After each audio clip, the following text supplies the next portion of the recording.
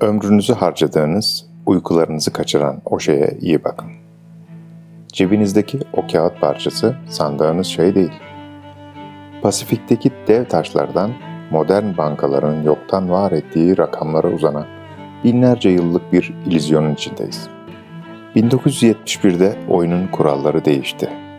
Neden daha çok çalışıp daha az şeye sahip olduğumuzu merak etmiyor musunuz? Gözlerinizi açma vakti. Paranın gerçek yüzü. Şimdi yayında.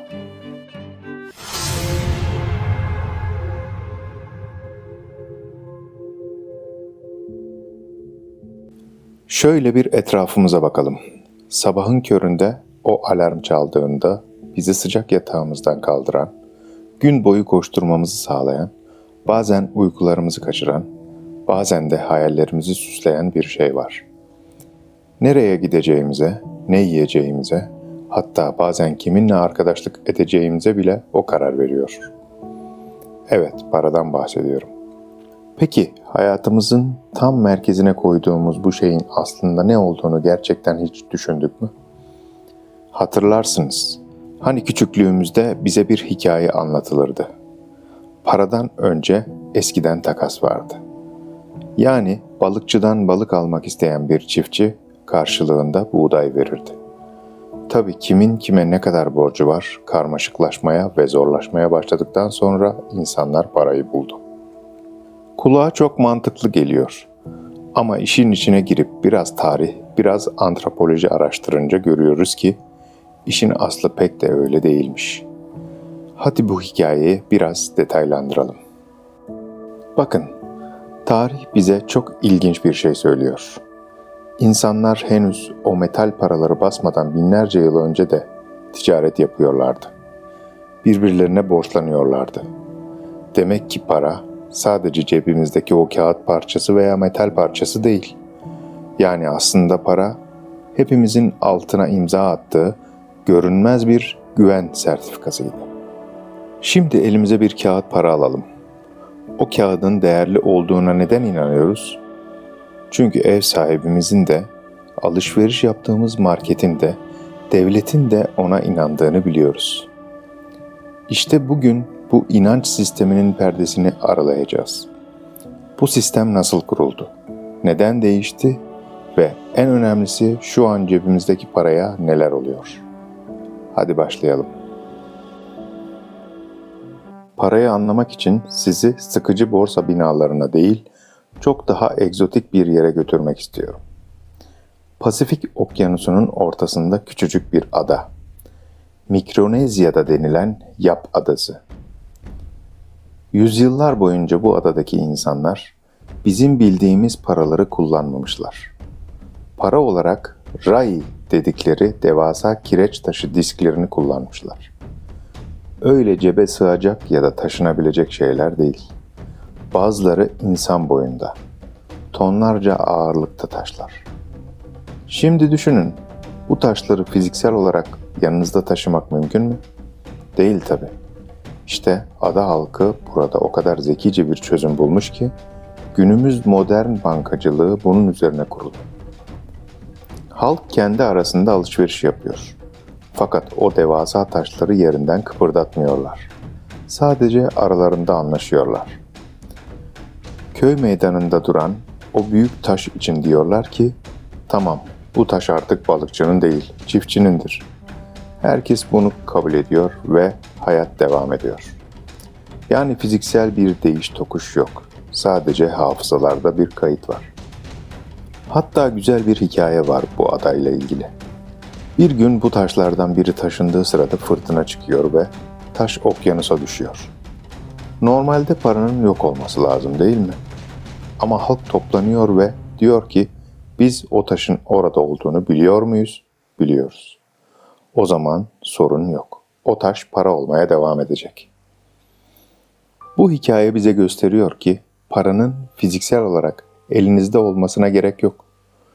Önemli olan kimin kime ne kadar borcu olduğunu, kimin neye sahip olduğunu bilen ortak bir hafıza. Bir kayıt defteri. Bugün cep şubenize girip gördüğünüz o rakamlar, okyanusun dibindeki taşlar gibi. Dokunamazsınız, göremezsiniz ama bankanın orada dediğine güvenirsiniz. Aslında sistem yüzyıllardır aynı. Sadece araçlar değişiyor.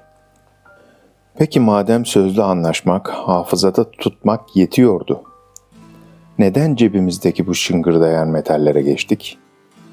Cevap çok basit. Yabancıya güvenememek. Köyünüzde herkes sizi tanır. Sözünüz senettir. Bakkala yaz deftere dersiniz. Ama sınırları aşıp hiç tanımadığınız insanların arasına girerseniz ne olur? Özellikle antik çağda savaş zamanlarını düşünün. Yunanlı bir paralı askersiniz. Evinizden binlerce kilometre uzak topraklarda savaşıyorsunuz. Kral size maaş olarak bir kağıt senet verse, siz o kağıtla gidip Mısır çarşısında alışveriş yapabilir misiniz?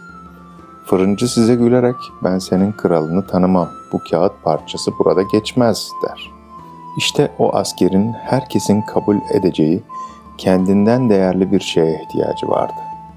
Anadolu uygarlıklarından biri olan Lidyalıların yaptığı devrim tam da buydu. Devlet, değerli metalin üzerine kendi damgasını vurdu. O damga şu demekti: ben devlet olarak garanti ediyorum. Bu gümüş saftır. Bunu tartmana, test etmene gerek yok. Böylece ne oldu? O asker dünyanın neresine giderse gitsin, elindeki o metalle karnını doyurabilir hale geldi. Yani para, kişisel güvenin bittiği yerde devletin garantisi olarak devreye girdi. Tabii ki devlet garantisi olmanın yanında kralın ve devletin gücünü de temsil ediyordu. Zaman aktı geçti, ticaret büyüdü. Ama bu sefer de başka bir dert ortaya çıktı. Altın, gümüş gibi metaller çok ağırdı. Tonlarca altını gemilere yükle, oradan oraya taşı, korsanı, haydutu, fırtınası derken taşımak büyük risk. Bu nedenle tüccarlar da pratik bir yol buldu. Altınlarını güvenli kasalara, yani o dönemin kuyumcularına emanet ettiler. Kuyumcu da onlara bir nevi emanet fişine benzer bir kağıt verdi. Tüccarlar baktı ki bu kağıtlar çok pratik, cebe sığıyor. Altını taşıyıp hamallık yapmak yerine bu kağıtları birbirlerine verip alışveriş yapmaya başladılar. İşte cebimizdeki kağıt paranın büyük dedesi o emanet fişleridir. Ama burada çok kritik, hatta biraz kurnazca bir dönüm noktası var. Bu altınları saklayan kuyumcular, yani tarihin ilk bankacıları, insanların bir davranışını fark etti. Dediler ki, yahu altını emanet edenlerin hiçbiri aynı anda gelip altınını geri istemiyor. Herkes kağıtlarla mutlu. İşte insanların bu güvenli yaklaşımı onlara müthiş bir cesaret verdi. Kasadaki altından daha fazla miktarda kağıt fiş yazıp bunları faizle borç olarak dağıtmaya başladılar. Olmayan parayı varmış gibi sisteme soktular. Buna modern ekonomide kısmi rezerv sistemi diyoruz. Bu bir hile mi? Aslında sistemin çarklarını hızlandıran bir motor. Ama bu motorun bir de riski var. Eğer herkes aynı anda bankaya koşup paramı ver derse, işte o zaman kasada herkese yetecek kadar para olmadığını görürüz. Tıpkı çocukken oynadığımız müzikli sandalye oyunu gibi. Müzik durduğunda birileri ayakta kalmak zorunda. Çünkü yeterli sandalye yok. Şimdi gelelim hikayenin belki de en can alıcı yerine. Yakın tarihimize. Dedelerimiz zamanında paranın hala bir karşılığı vardı. Devletler öyle kafalarına göre matbaayı çalıştırıp sınırsızca para basamıyordu. Her kağıdın arkasında bir altın güvencesi olmak zorundaydı. Ama 1971 yılında her şey değişti. Amerika o dönem Vietnam Savaşı'ndaydı. Harcamalar patlamıştı. Kasadaki altın basılan paraya yetmiyordu. Başkan Nixon çıktı televizyona ve dedi ki, doların altına ya da diğer rezerv varlıklara dönüştürülebilirliğini geçici olarak askıya alıyoruz. Peki bu ne demekti? O gün artık paranın bir fren mekanizması kalmamıştı. Para bir altın sertifikası olmaktan çıktı. Tamamen devletlerin sözüne, itibarına dayanan bir araca dönüştü. O günden sonra enflasyon artık daha çok hayatımızda olacaktı. Peki bu bizi nasıl etkiledi? Para basmanın önündeki engel kalkınca musluklar açıldı, para çoğaldı ama değeri eridi. Hani hep konuşuyoruz ya aile meclislerinde. Eskiden bir memur emekli ikramiyesiyle ev alırdı. Şimdi balkonunu alamıyor diye. İşte o değişimin miladı, o denklemin bozulduğu tarih 1971'dir. Oyunun kuralları o gün değişti ve biz buna ayak uydurmakta biraz zorlandık. Ve bugün yine benzer bir kırılma anındayız. İnternet çağındayız. Her şey dijitalleşti. Tabii ki para da yerinde durmuyor. Son yıllarda blockchain diye bir şey duydunuz. Bitcoin, Ethereum ve daha binlerce kripto para birimi. Karmaşık terimlerde boğulmayalım. Mantığı o başta anlattığım Yap Adası'ndaki taşlarla aynı. Ortada bir banka yok. Bir patron yok. Herkesin görebildiği, kimsenin tek başına silemediği şeffaf dijital bir kayıt defteri var. Güveni insandan alıp matematiğe verme çabası bu. Artık geri dönüş yok. Gelecek kesinlikle dijital. Ama her dijital para aynı şey demek değil. Burayı iyi ayırt etmemiz lazım. Şu an piyasada geleceğin parası diye pazarlanan binlerce proje var. Ve çoğu maalesef insanları soymak için kurulmuş tuzaklar. Gerçek devrim, arkasında bir patronun olmadığı arzı sınırlı yapılarda. Devletler ise bunu görüp kendi versiyonlarını, yani Merkez Bankası dijital paralarını çıkarıyorlar. Amaçları teknolojiyi kullanmak ama o sınırsız basma yetkisini de ellerinde tutmak. Şu an dünyada büyük bir finansal satranç oynanıyor. Bir tarafta devletler diyor ki parayı tamamen dijital yapalım ama kontrolü bende olsun. Diğer tarafta ise hayır, paranın arzını devletler değil, kodlar belirlesin diyen yeni bir dünya var. Her iki tarafta da riskler var. Ama bu savaşın da bir kazananı olacak. Tarih bize şunu net bir şekilde gösteriyor.